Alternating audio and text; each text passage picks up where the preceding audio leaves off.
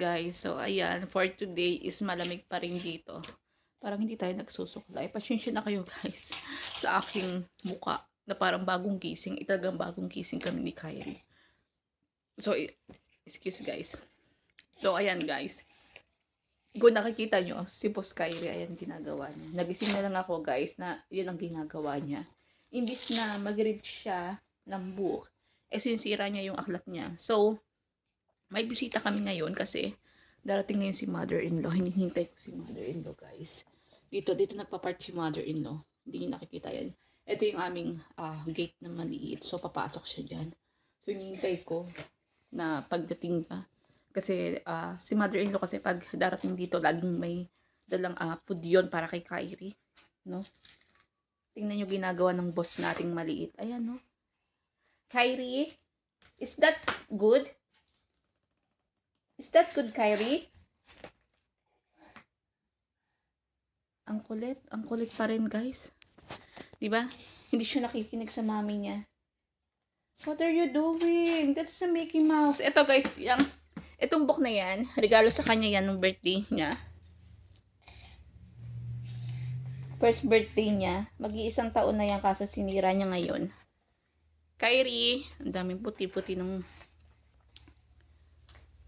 hoodie ko. Yung guys, naka-hoodie ako kasi sobrang lamig pa rin dito kahit mainit na. Sana nga wag nang umulan eh. Lahat kami nagkakasipon kasi nga init tsaka ulan dito. Nung birthday ko guys, umulan ng umulan tapos hindi rin kami ni Habi nag-enjoy dahil yung pag 'di ba dapat kami aalis kami.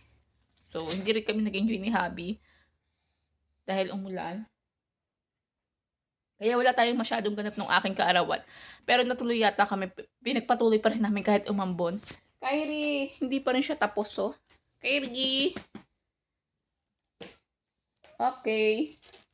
Hindi na kita isasali sa vlog ko. Sige ka. Gustong-gusto nito, guys, na sumali sa vlog ko palagi. Ito, guys, tingnan yung binili namin laruan, Ngayon, basura na lang sa kanya.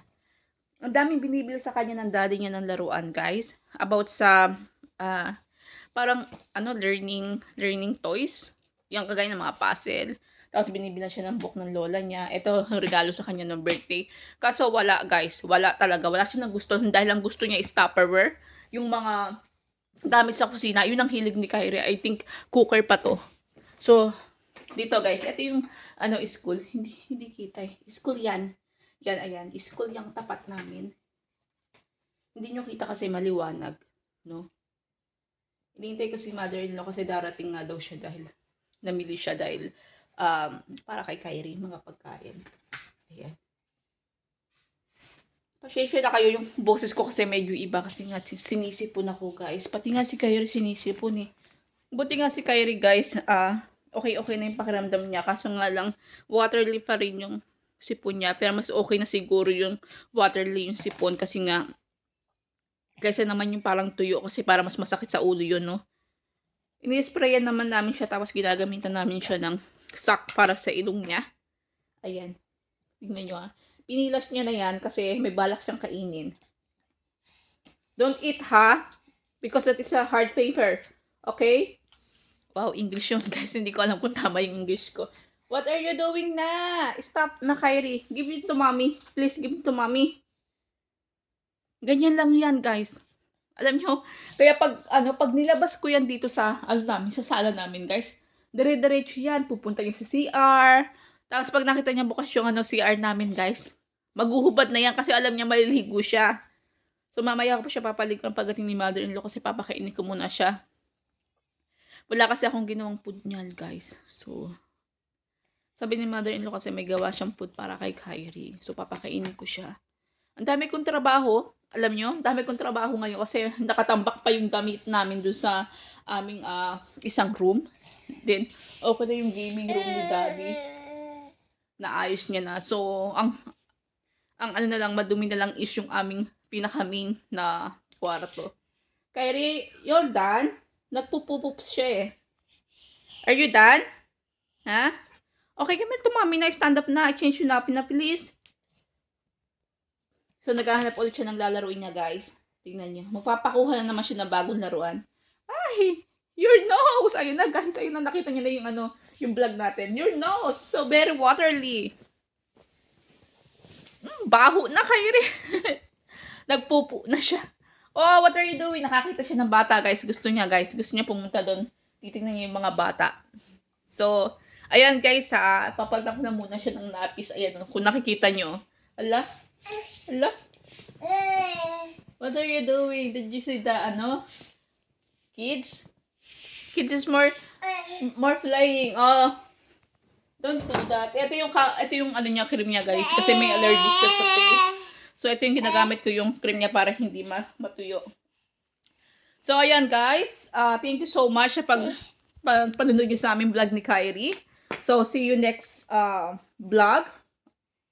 Ayan, yung pagkat naman ng hawak ko. Alam niyo, guys, tawag doon? Siguro, bumili tayo ng yung handle ba ng pang YouTube para hindi ako nahirap kasi masakit din sa kilikili, nakakangalay. So, ayan guys, magpapaalam na tayo muna dahil papatang ko na to si Little Boss ng napis. Then darating na rin si nanay niya kasi papakainin ko na to. So, bye-bye na! Bye guys! Wow! So, bye-bye! Bye guys! See you next vlog! Please subscribe, Mommy Mira Embog. Thank you so much sa pag-support niyo sa aming YouTube channel. Guys, kung napapansin nyo, pang everyday lang, araw-araw lang yung ating topic ng ating YouTube. Hindi kasi kami masyado nakakalabas ni Kyrie. Kasi si Kyrie, guys, iniingatan namin syempre sa weather. Na ulan, umuulan, tapos umiinit. So, ubot sipon niya. Kaya iniiwas namin si Kyrie doon. So, ayun lang guys. So, maraming salamat sa pag-support ng sa aming YouTube channel. Please support Mira Embog. Thank you so much, guys. Huwag niyo kakalimutan mag-subscribe at mag-like sa aming live stream at sa aming video. So, thank you, guys. Ayun na siya, guys. Naiinis na siya. So, bye-bye, guys. See you next vlog. And may live kami mamaya, ha? Bye-bye. God bless, guys. Oh, careful. Ayun na, guys. Oh. Sige na. Stop na.